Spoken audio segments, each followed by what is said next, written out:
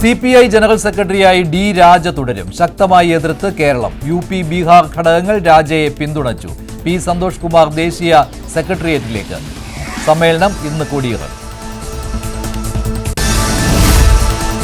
കോഴിക്കോട് പുതിയ bus stand പരിസരത്ത് zebra ലൈനിലൂടെ സഞ്ചരിച്ചവരെ കാറിടിച്ചു. ഒരാൾ മരിച്ചു. ഒരു സ്ത്രീക്ക് ഗുരുതരമായി പരിക്ക്.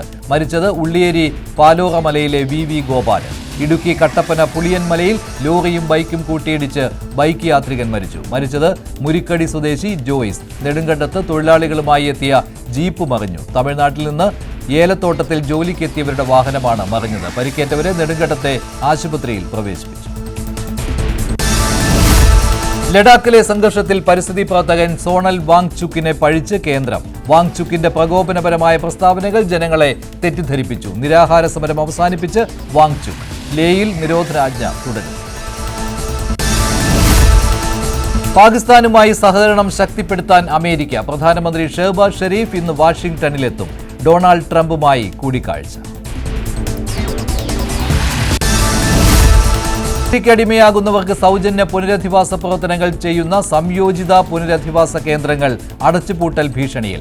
IRCAകൾക്കുള്ള ധനസഹായ വിതരണം മുടങ്ങിയിട്ട് 1.5 വർഷം. ഓരോ കേന്ദ്രവും പ്രവർത്തിക്കുന്നത് ലക്ഷങ്ങളുടെ സാമ്പത്തിക ബാധ്യതയിൽ. ഏഷ്യാകപ്പ് ക്രിക്കറ്റിൽ ഇന്ത്യ ഫൈനലിൽ. സൂപ്പർ 4-ൽ ബംഗ്ലാദേശിനെ 41 റൺസിന് തോൽപ്പിച്ചു. പാകിസ്ഥാൻ ബംഗ്ലാദേശ് മത്സരത്തിലെ വിജയിയെ ഫൈനലിൽ ഇന്ത്യ നേരിടും.